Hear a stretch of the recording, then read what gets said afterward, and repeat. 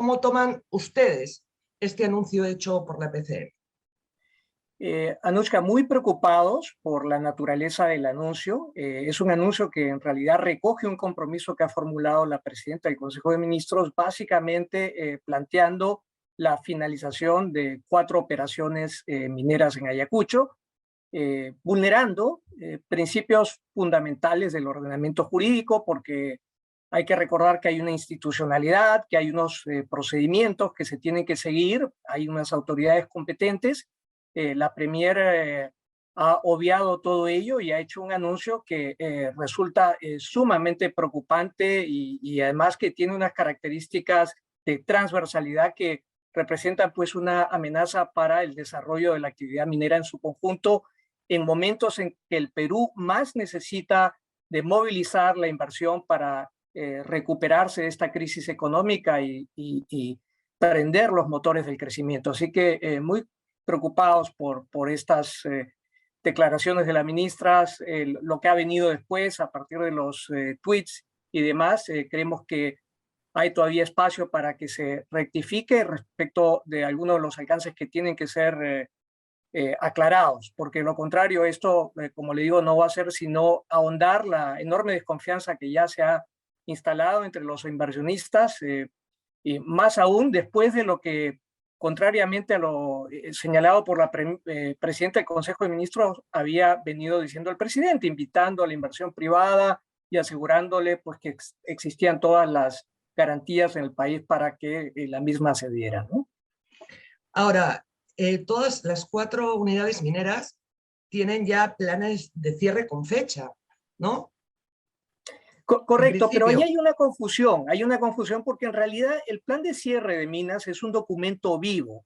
Es un documento vivo que se va modificando a lo largo del tiempo en la medida en que las operaciones van encontrando nuevos yacimientos o van implementando sus planes de desarrollo. Entonces, por ejemplo, en el caso de Inmaculada, que es una de las operaciones afectadas por este anuncio, estamos hablando ya de 3 modificaciones al plan de cierre de minas, una cuarta, ¿no es cierto?, que extiende los plazos y mientras tanto se va tramitando una modificación a un instrumento que es crucial, que se llama el estudio de impacto ambiental. Se están presentando una modificación del estudio de impacto ambiental para ampliar la vida de la mina 20 años. Ello en virtud a la necesidad pues, de procesar este mineral que se ha ido encontrando a lo largo de estos años producto de las exploraciones y demás.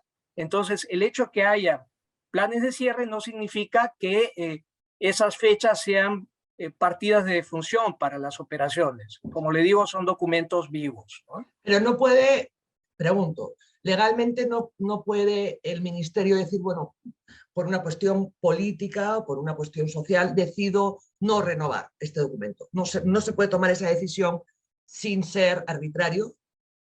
No, yo creo que hay unos criterios técnicos que tienen que ser cumplidos respecto a cualquier decisión que tome un órgano competente, precisamente a fin de evitar situaciones arbitrarias como la que podría darse si en virtud de la presión de una comunidad o un grupo de líderes se suspenden operaciones que por lo demás significan, ¿no es cierto?, inversiones de casi 2.000 millones de dólares y otros 54.000 puestos de trabajo que se están generando y que se perderían como consecuencia de decisiones que sí tendrían ese carácter de arbitrario si es que no se atienen a los criterios técnicos que la propia normatividad y los procedimientos establecen.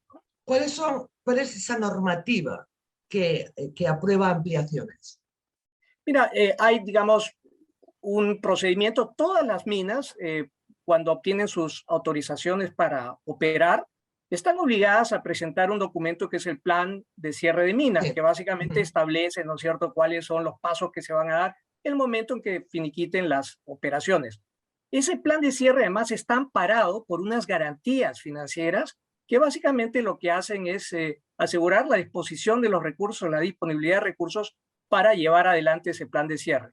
En la medida en que las empresas van explotando los yacimientos, van desarrollando sus operaciones, pueden encontrar más mineral, pueden quizá entrar a otras áreas, y eso lo que permite es, primero, una modificación de este instrumento que es el plan de cierre de minas, o en su defecto, cuando lo que hay es una alteración significativa del proceso productivo en virtud de estos nuevos hallazgos o la introducción de una nueva tecnología, se procede a una modificación del estudio de impacto ambiental que tiene a su cargo el SENACE, que es el organismo competente para tal fin. Entonces, el SENACE, a su vez, lo que hace es consulta a las distintas autoridades, a la Autoridad Nacional del Agua, a la OEFA, y hay un concierto de opiniones que se van recogiendo de los órganos técnicos competentes. Ese es el procedimiento que se sigue. Aquí tengo un dato que quería preguntarle a usted, Sí. para ver si es cierto, que es que el 6 de octubre el SENACE justamente envió a Ayacucho una carta donde en resumen dice que no hay decisiones tomadas sobre procedimientos de ampliaciones. Entonces, por eso hay mucha gente que solicita que ustedes muestren esas ampliaciones de plazos de cierre. ¿Podrían mostrarlas? Miren, no las tengo yo, pero con toda seguridad las empresas las tienen, porque si no, no podrían operar, ni siquiera podrían operar. O sea, usted garantiza que sí que ha habido ampliaciones y claro que hay que una sí. normativa para que eso suceda. Así es. Ahora, no, si no, las empresas estarían operando ilegalmente, eso no podría darse. claro, pero lo que pasa es que la Premier ha hecho otro anuncio. La Premier ha dicho que tampoco se va a dar más permisos para explotación o exploración en esas zonas. Entonces, si no se va a dar permiso de explotación y exploración en esas zonas, ¿para qué se va a ampliar el periodo de cierre? A ver, vayamos por lo sustantivo en este caso. La Premier no tiene las facultades para tomar esa decisión. Hay unos órganos técnicos competentes que son los llamados a evaluar estos requerimientos y pronunciarse técnicamente sobre los mismos. Para eso está la institucionalidad. Hay procedimientos que tenemos que seguir aunque no nos guste.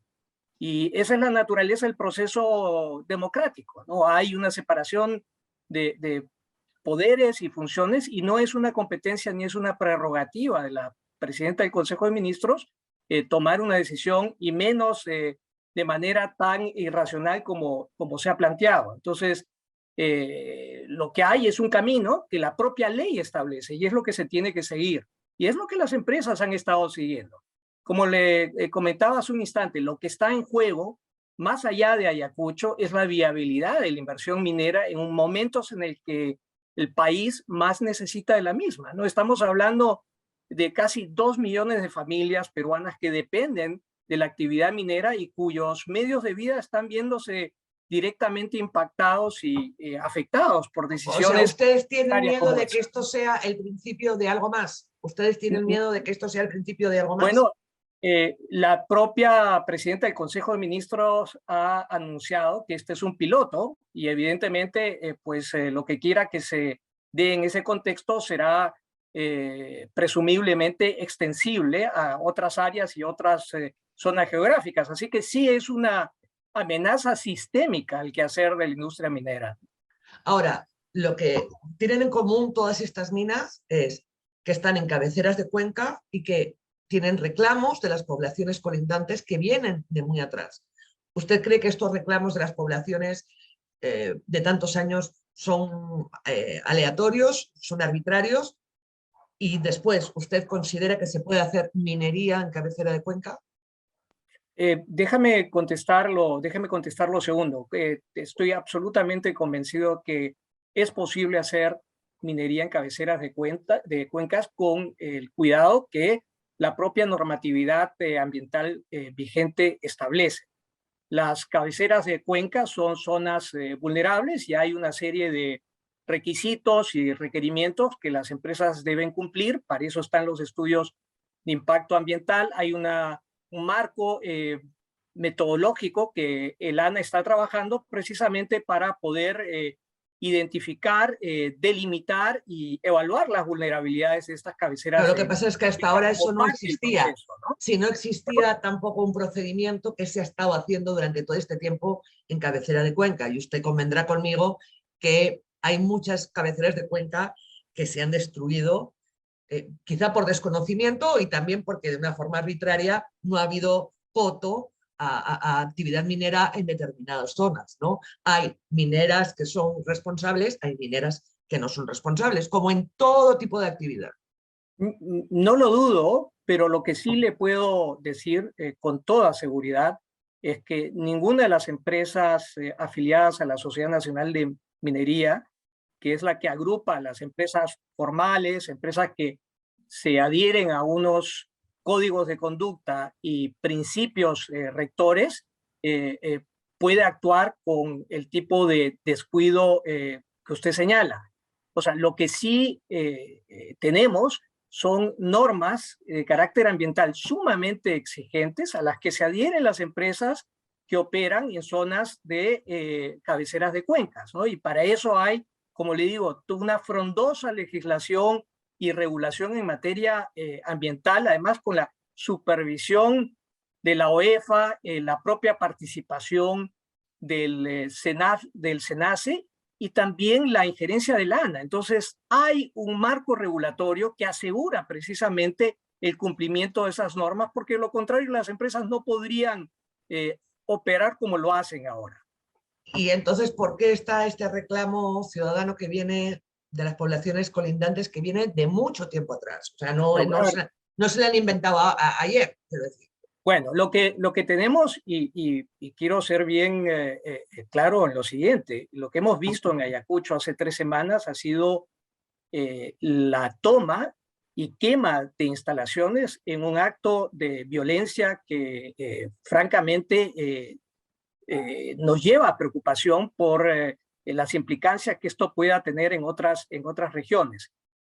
Varias comunidades y de hecho los propios trabajadores de la zona, en el caso de algunas de estas operaciones, han expresado su malestar y han expresado su preocupación precisamente por lo que viene ocurriendo. Entonces tampoco es cierto que tengamos unas posiciones unívocas de comunidades en las zonas. Puede haber algún tipo de expresión de liderazgos particulares respecto de este tema, pero no es correcto que aquí estemos frente a un reclamo transversal con antecedentes históricos estas personas antiguos. Que reclaman, estas personas que reclaman, ¿por qué cree que reclaman? Bueno, veamos primero, Anushka, quiénes han reclamado y recordemos lo que ha pasado con la quema de instalaciones. Eso es un liderazgo claramente violentista que poco o nada tiene que ver con los estilos tradicionales de vinculación entre las comunidades y las empresas. Y haríamos muy mal en legitimar ese tipo de actuación, sobre todo considerando la amenaza que la misma representa, no solamente para las empresas, sino para las poblaciones locales. Ahora, la violencia es inaceptable, venga de donde venga, ¿no? O un ejercicio del poder en un momento determinado. Por ejemplo, durante muchos años, o sea, y esto yo se lo digo porque yo lo he visto, ¿no? Mineras resguardadas por policías vestidos de policías, frente a ciudadanos que reclamaban sus derechos. Pero los policías eran pagados por mineras y estaban vestidos de policías en el momento que te paraban. O sea, no era un señor policía que en su día de Franco trabajaba para una minera. Entonces, uno le preguntaba, ¿usted me está a mí parando? ¿Usted a mí me está parando como policía o me está parando como seguridad de la empresa? No. Porque si me está pasando como seguridad de la empresa, yo no le voy a hacer caso.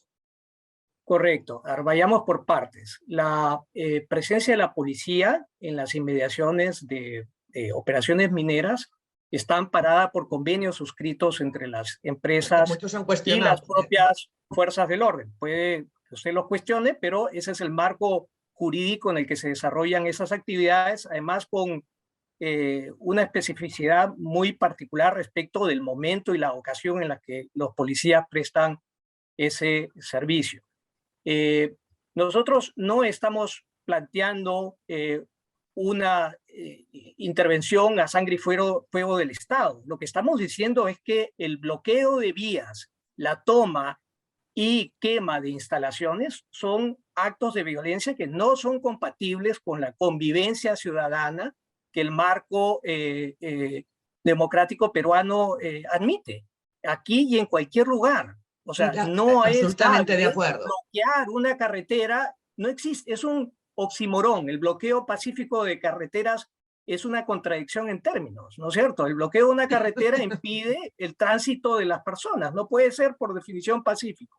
Y Sí, menos claro. aún la toma de instalaciones y la quema y en este caso además con el agravante de que ha habido un robo de explosivos, ¿no? Entonces, estamos frente a una amenaza que para nosotros es sumamente preocupante y más aún en el contexto de Ayacucho, que ciertamente resulta de especial preocupación para todos, ¿no? ¿Por qué es de especial preocupación Ayacucho? Porque tenemos pues los antecedentes de la supervivencia de algunos rezagos de la época del terrorismo que no podemos desconocer. No estoy planteando ninguna conexión, pero lo que estoy diciendo es, esos son los antecedentes que tenemos y eso llama a especial preocupación, ¿no? Eh, no es otra forma, creo que usted reconocerá que ha habido minería que ha contaminado, que ha Sin habido duda, minería que ha contaminado, sin dudas. y eso, y que ha habido instituciones o ha habido un Estado ausente que no ha hecho valer los derechos de los ciudadanos frente Sí, a los recursos naturales, y eso también es un tipo de violencia que se ha vivido. Eso también es violencia. O sea, contaminar también es ejercer pero violencia. sí, sin duda, Anushka, y creo que hay un problema muy serio de contaminación ejercido por mineros informales e ilegales que vienen actuando de manera impune, ¿no es cierto? Tenemos un grupo significativo, entre 200.000 y 300.000 mineros informales ilegales que han devastado casi 100.000 hectáreas de bosques Sí, vírgenes y Madre amazónicos. de Dios, Sí. que están vertiendo 400 o 500 toneladas de mercurio a cuerpos de agua. Esa es la minería irresponsable, es la minería que no es regulada, es la minería que no es supervisada, es una minería que además viene copando espacios políticos, que inclusive tiene representantes que articulan sus intereses. Esa es la minería de la que debiéramos preocuparnos, porque la otra minería, la minería formal, la minería que es supervisada, que es regulada, es una minería que ha hecho suyo esos criterios y esas exigencias que la propia ley establece y que sin embargo no se cumplen en el caso de la minería ilegal. Entonces creo que sí, su apreciación es correcta. Hay una enorme contaminación, pero esa contaminación es la que producen estas actividades ilícitas que además tienen nexos muy directos con el narcotráfico. Hay lavado de activos, hay tráfico de personas, hay relaciones con la criminalidad. Esa es la minería de la que deberíamos estar preocupados, ¿no? Ahora, en la infiltración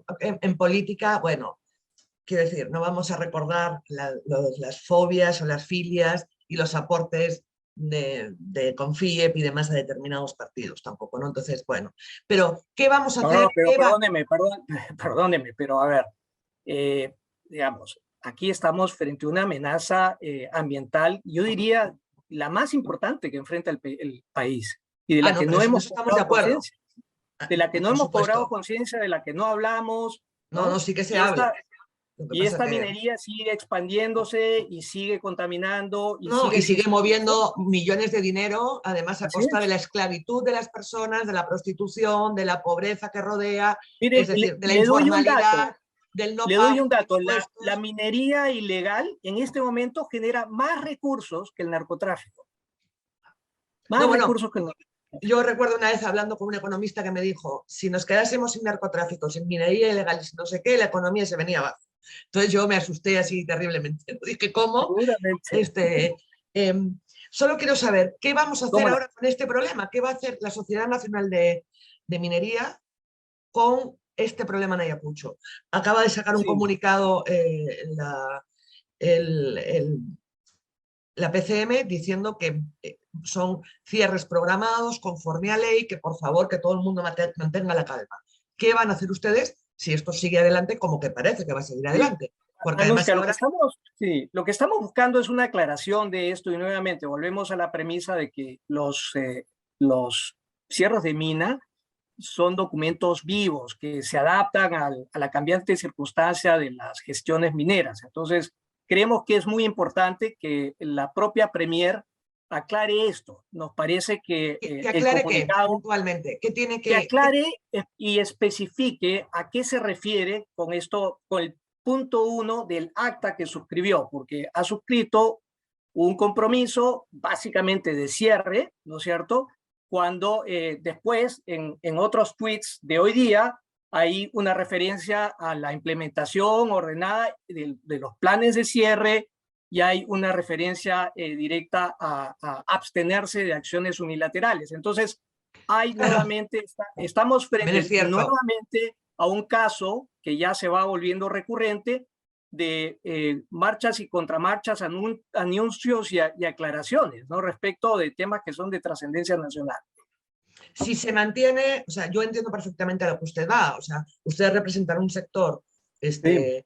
con muchas personas detrás, que además genera ingresos para el país, y quieren saber en qué condiciones se va a manejar la situación, las condiciones claras, no que voy a Ayacucho y delante de la población digo A, y luego digo Z y luego digo X. Pero parece ser que lo final es el comunicado que acaban de emitir, donde dicen que se va a cerrar según este plazo y que no va a haber ampliaciones y que eso ellos consideran que es actuar conforme a ley. Ese parece que es el punto final. Sí, a ver, el tema de las ampliaciones es un tema abordado en el tweet, ¿no? El comunicado se refiere a, invoca la calma y habla de implementar los planes de cierre según lo establecido en los mismos, con las fechas y criterios, pero evidentemente hay procedimientos que se siguen para la ampliación de esos planes de cierre porque, como le digo, los mismos se adecúan a las cambiantes circunstancias de las operaciones. Entonces, Pero eso qué garantía tiene de que si hay una decisión política tomada ya,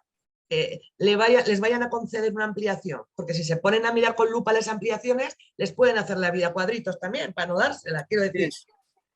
Así es, Anushka. Por eso la necesidad de establecer este diálogo y entender mejor qué está pensando el gobierno, qué es lo que tiene en mente. O sea, no puede ser que un día jueves el premier invite a la inversión privada, diga que tenemos todas las garantías jurídicas, que es lo mismo que dijo en Nueva York y en Washington, que el propio ministro de Economía en CADE reitere lo mismo y que al día siguiente la Premier firme un compromiso de esta naturaleza, que atenta directamente contra la estabilidad jurídica bajo la que operan las empresas. Entonces, es el tipo de contradicción a la que ya lamentablemente nos estamos acostumbrando. No deberíamos acostumbrarnos a esto. Necesitamos claridad, necesitamos estabilidad y transparencia en las reglas de juego, porque lo contrario, la inversión no se va a dar.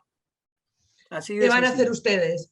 Ya han pedido comunicarse con la presidenta del Consejo de Ministros, han pedido cita con Estamos el pidiendo ministro una de... reunión, Anushka, estamos pidiendo una reunión con la ministra, con la presidenta del Consejo de Ministros, hemos tenido una conversación con el ministro Franque y estamos pidiendo otra reunión, estamos pidiendo una reunión con el ministro de Energía y Minas, que dicho sea paso, hasta ahora no nos recibe, ¿no? O sea, somos el sector que representa a las empresas que él tiene bajo su responsabilidad y ¿Y no sin los ha embargo no ha recibido sido, en todo este tiempo?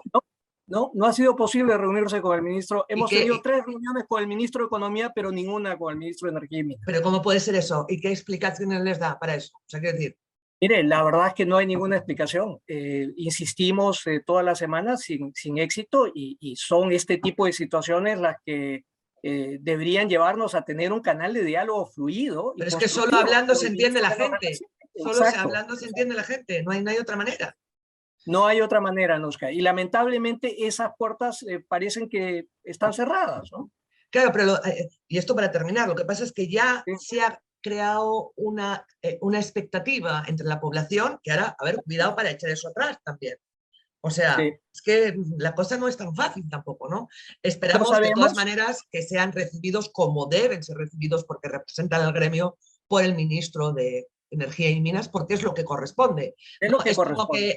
Es como que el ministro de Educación no recibiese A los al maestros. INEP o al FENATEP o al que fuese, ¿no?